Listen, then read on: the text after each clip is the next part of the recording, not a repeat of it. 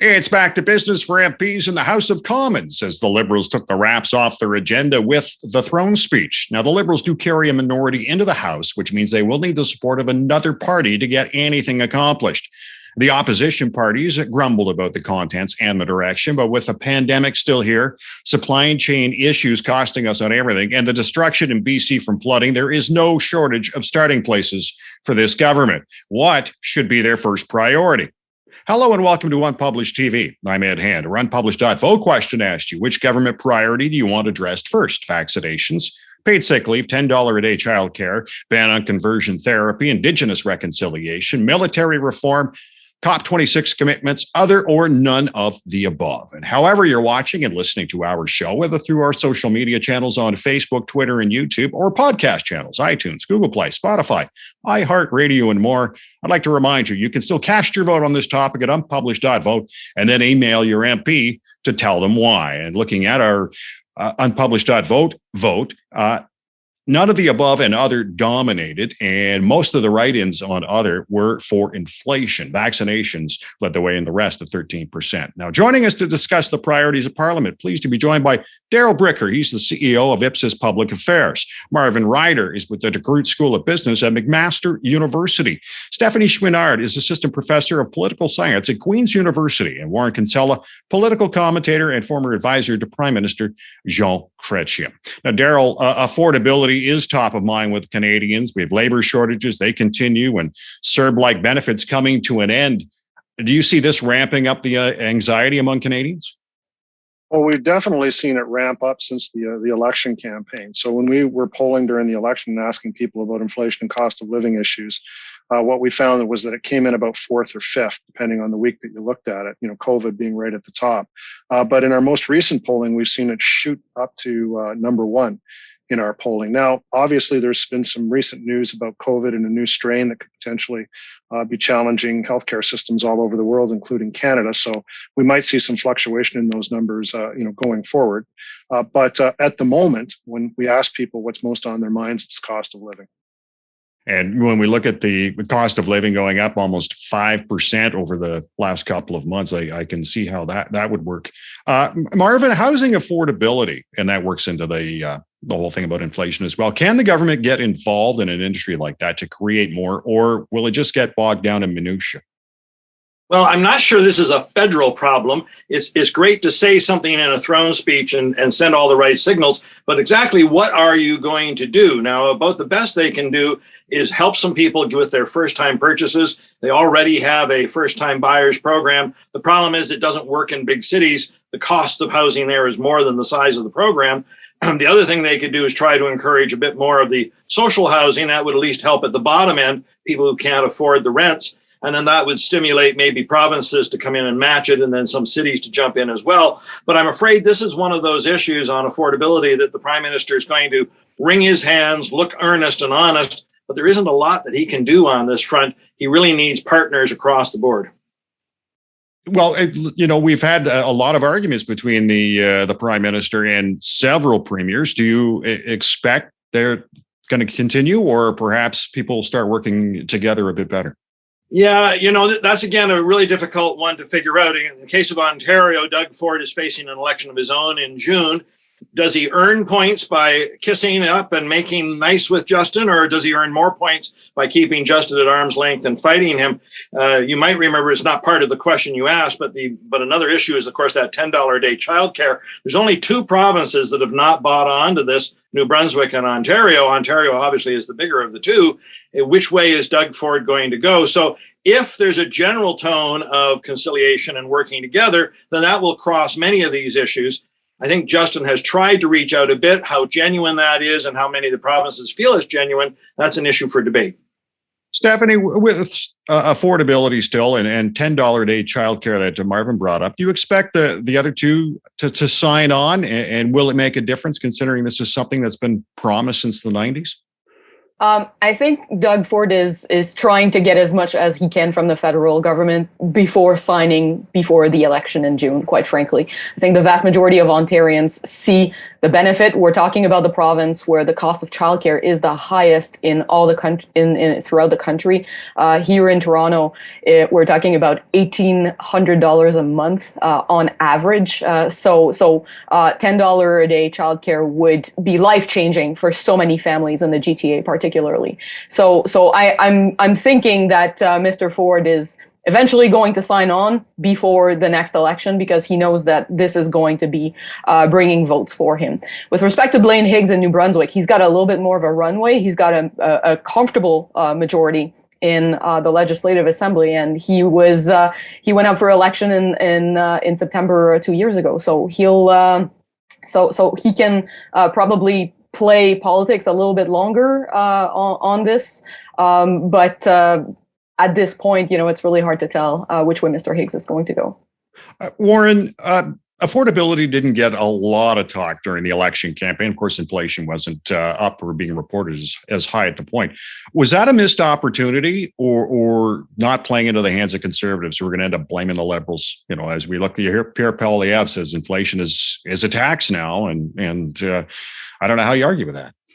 Well, inflation, cost of living was actually towards the end of the election. It was the biggest issue. I think Daryl was the one who told us that it had overcome climate change and the pandemic.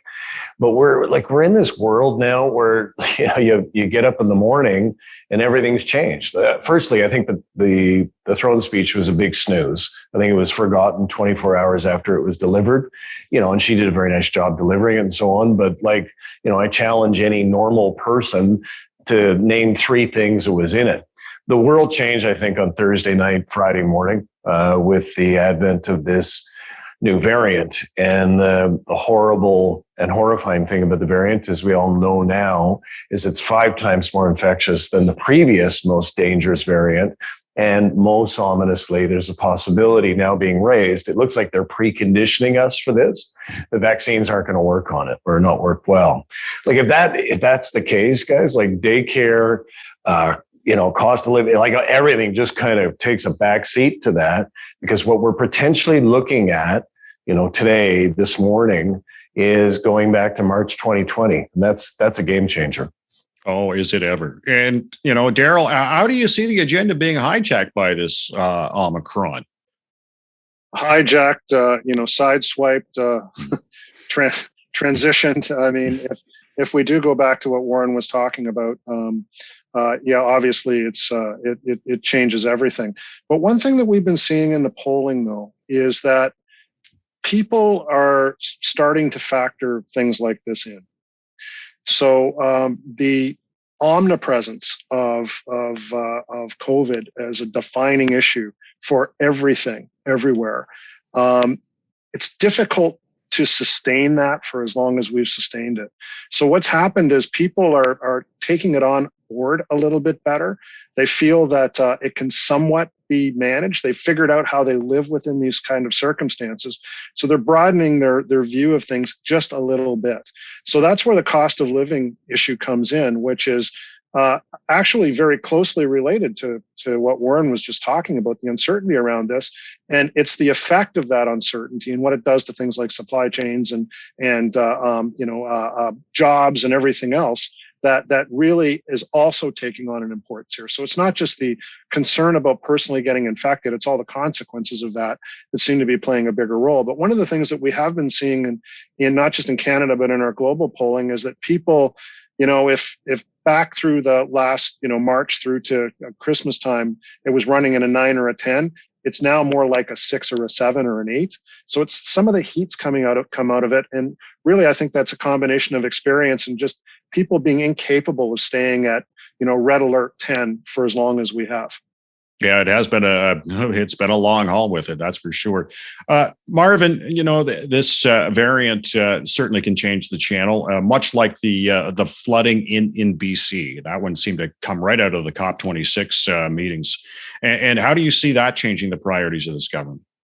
Well, let me first start with the Omicron, if I can, for 1 second. The strategy here is the exact same strategy we had when COVID first appeared at the end of December 2019. And that is, if we can trap the virus in Wuhan, if we can keep it in China, then we save the world from a pandemic. Of course, the virus leaked out. And right now we're seeing the same strategy applied. If we can keep this Omicron variant trapped in Southern Africa, maybe we can avoid these worst case scenarios. We know last time people were a little slow towards locking down, say, international travel. This is why this week everyone jumped right out of the gun and went crazy for that. So it's going to be interesting to see if that strategy works. As everyone else has said, if it leaks out and we've got something that's like the first wave of COVID, we go back to lockdowns, we've just lost a year and a half of successes that we built on. Most people were looking forward to 2022 as the start of a year of recovery, as opposed to a year of going back. COP26 was, again, it's the 26th conference on climate, much like the throne speech. Do you remember anything that came out of it that makes a gigantic difference to you? I hear the rhetoric, and I like the rhetoric. It seems that we're singing pretty much from the same songbook, but are we prepared to act? We just saw in the last week that Canada was one of the few countries whose emissions of carbon dioxide haven't changed much in the last 4 or 5 years, and yet we were singing from a climate songbook. We need action. And so this is really an interesting question for Justin Trudeau. If he can get get COVID and Delta and Omicron, what have you, down someplace, then what is going to be his first action steps? Or will this yet again get tabled because we've got bigger priorities out there? I'm just not getting a clear reading on that. Stephanie, with the new variant Omicron out there, obviously not at this point, not in Canada, but Canada was pretty quick to close the border, and at least to the 7 African nations. And do you think that's a lesson learned from the first wave in March 2020 when they did not act quite so quick? Well, with respect to Omicron, we know that this variant is already elsewhere in the world. We're essentially punishing southern countries in Africa for being on the ball and actually continuing to test, because those countries, have dealt with AIDS in the past, and so they have really good capacities for testing and tracing. And we're essentially punishing those countries now for having detected it first, but we now know that it's already in Israel, it's already in Germany, it's probably already in North America, and we don't know it yet. So unfortunately, this trying to close the borders to a certain number of countries in order to keep this variant out, it's already too late. It's possibly already here in Canada, and I don't want to sound alarmist, but if it's already in Europe, if it's in Belgium, if it's in Germany, it's probably already here. So unfortunately, yes, we're acting faster than we did in the past, but this may not be the answer that we think it is in order to keep this variant out of the country. Now, Warren, your latest column actually praises the recent messaging by the federal government regarding the new variant, and nearly had a heart attack this morning. Did you need smelling salts when you read it? Yeah, no well, kidding. Like this Duclos guy, the new Minister of Health, is everything that his predecessor is not. He was coherent, he was clear, and he was decisive, and he moved quickly. I mean, the Trudeau government said that it was going to take action before the Americans did. Typically, we follow them. And so he looked quite impressive. So I was moved to say that, they were acting in the right way. But this morning, guys, since we've just gotten started, I mean, Israel's not just closed its borders to Southern Africa, it's closed its borders to the world. Israel's shut down. And the front pages of the British papers this morning is they are going fully back to a mask mandate and to lockdown. That's what's happening in Britain right now. So that's why I said earlier, not to be alarmist. To me, it's starting to feel a little like March 2020 again. You can see the epidemiologists are starting to couch their language about, the vaccines we've got may not work with this. I don't find that surprising. I think all of us I get the flu vaccine every year, and it's a bit of guesswork. When you get the flu vaccine, they don't know exactly what's going to happen. But, regrettably, this will be seized upon by the anti-vaxxer lunatics. and that far right fringe who are against all sensible public health measures. So anyway, I think we're heading into a pile of shit, to be blunt. And the Trudeau guys need to keep doing as they did on Friday, which is act decisively. Daryl, I'm wondering, obviously with Omicron, the specter of it rising so quickly here. And then we looked at the House of Commons, where there seems to be a debate about, whether MPs have to be vaccinated or not. Do we expect to see this sort of thrown up as a wedge through this session of the House? Well, there's really no reason to wedge because there's no election. But although, that is the reflex of every political party, is to act like we're in the midst of an election campaign. I think if this does become what Warren was describing and some of your other panelists were describing, then I think probably what we're going to see is very similar to what we saw last March. Was it the previous March? I'm losing track. Yeah, I know. But, public consensus around these things forms really quickly. People turn it into a non-political event. And that's one of the things that's happening right now in Canadian politics. Canadians are politicked out. They're really not paying much attention to what's going on in Ottawa, except in an emergency situation like this. And then they expect it's all hands on deck and partisan politics is put aside. And it's not so much a rallying to the flag as it is a rallying to the public sector to do the job that we have a public sector in place to do. And that's to try and manage this pandemic. And so what I expect is if it really is as described, then you're going to see a very quick shutdown, because I think everybody's learned the lessons that we learned by dragging our heels last time around, whether it's effective or not. And that's really an important aspect of this. There's almost a performative aspect to how you manage these things in terms of political communications, that I think they tried to take an easier approach and thought that listening to the World Health Organization the last time around was going to buy a lot of credit with Canadians, and it didn't.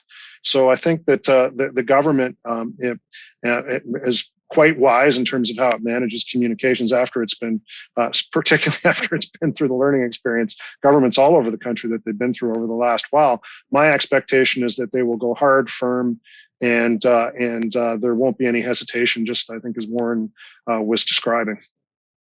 Marvin, when we look at a situation like this, and if we have to lock down again and quite hard and fast, I'm seeing that we're going to need the return of the CERB payments again. And we talked about affordability and debt and deficit. And I think Canadians, much like the first time, won't have a problem with it. How does the opposition argue against it? Or does it? Well, there's a couple of sides of this. The first time we threw everything at this, and as you know, we borrowed $314 billion to get through the last fiscal year. This year, we're on track to a deficit about a third of that, about $126 billion. And then that next year was supposed to be 60, get our finances back in order. The ability to keep borrowing great sums of money to fight this, I'm just not sure if that's still in the cards. So is there something else that we can go to? Is it a more selective thing? Again, oddly enough, locking down your country to the world is a lot different than locking down your country internally, saying to some businesses, you're not essential. So restaurants, you shutter yourself. Stores, you shutter yourself. Oh, gosh. And then how are people supposed to pay their bills? Part of the inflation problem that we have is simply the bounce back from a year ago. People always look at inflation compared to the year before. Well, a year before we were locked down. Things weren't very good. Everything was kind of flat. Now we've got the bounce as we reopen. It was supposed to be a temporary thing. So Chrystia Freeland, of course, God bless her. I'm not sure this was what she signed up for when she became finance minister, is which of those ideas from last year can they repeat and repeat quickly, which are necessary to do? Do we have to borrow the same amount of money?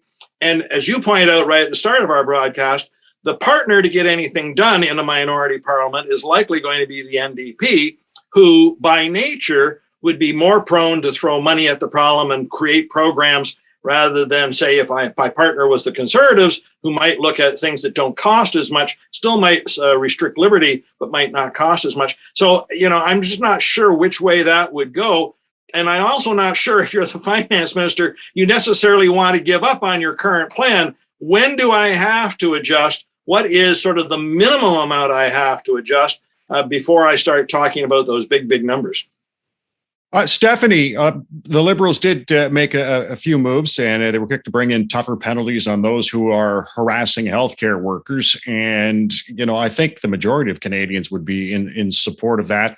Is that enough to get things going, in particular with Omicron on the horizon? Well, there was a lot of argument about this decision that the government made, because there are already in parts in the criminal code a number of elements that the police forces could have used to retain those people harassing healthcare workers and harassing clinic workers and harassing children getting vaccinated, as we've seen in a few parts of the country in the last week or so. The question is, how are you going to implement that, right? So there are already legal tools, but the authorities have not used them. So whether this signal coming from Parliament will give a little bit more of an impetus for police forces to actually get on board and restrict those people when they're trying to stop doctors and nurses from going into the hospitals, perhaps. But at the end of the day, those tools were already there. So it's really going to be a question of whether this is finally enforced or not. And Warren will follow up with you on that one too. Enforcement was a big issue during the first couple of waves. We all had the regulations we had to follow, and of course, you had a bunch of the anti-vax folks or the freedom fighters against it. And in a lot of situations, the police would just sit there and not do anything about it. Do you think we'll get some action this time around? Oh, we have to, but Professor Sreenard is quite right. Like, the tools were already there; they already existed. It was just, the willingness of police authorities and police agencies to act on it. Like, it is just completely unacceptable. It is completely unlawful for that type of activity to be taking place at any time, particularly right now. But I mean, it was symptomatic of a lot of this throne speech, which I think disappeared within hours of it being unveiled. There's a lot of stuff about consultation and discussion and yada, yada, yada. And Trudeau goes out to BC to tour the floods, and he's in Abbotsford and announces a commission or a committee with the premier. And it's a committee that existed previously that Trudeau guys got rid of. So it's like just a whole lot of talk. And it's what Daryl said before. People are fed up with talk. They're fed up with, the partisan politics. They want to see action. They want to see action that is effective and not repeating some of the bad mistakes of the past. So that's what I'm going to be looking for in the days and the weeks ahead, is how they handle what I think is a serious change in the pandemic. And Daryl, with the pandemic, obviously, Omicron on the horizon, we still have huge, devastating damage in British Columbia, and we've got more of that water and rain heading that way today. When you've got a dual-headed monster staring you down in British Columbia, how do you deal with something like that? Well, again, where the public turns is to the only organization that we all agree on should be dealing with these kinds of things, and it's our governments.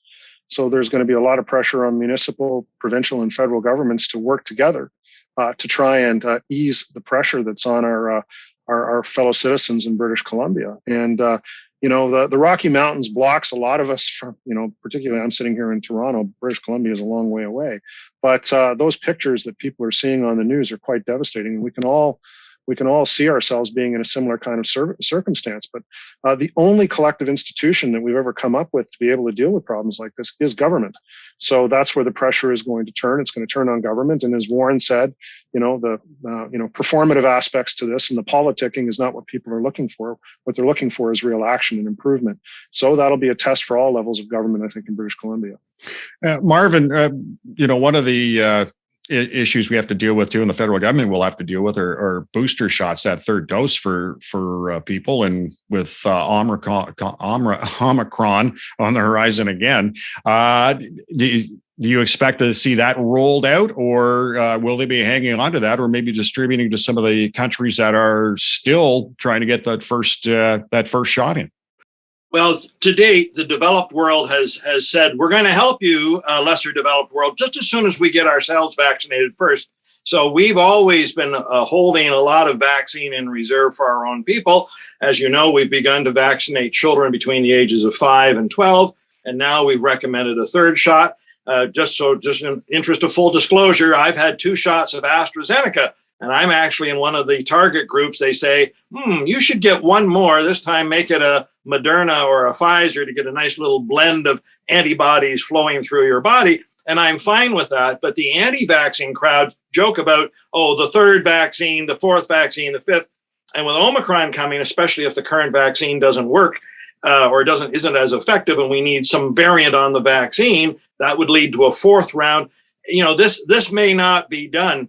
But Ed, if you don't mind, I just want to change the conversation slightly. We were talking about the priorities for the government. Another one that I think Justin really wanted to get to was around truth and reconciliation and our First Nations people. Now, I'm a business school person. I'm not the best person to talk about this issue, but I know this residential schools issue is going to unfold probably over a 5 or 10-year horizon.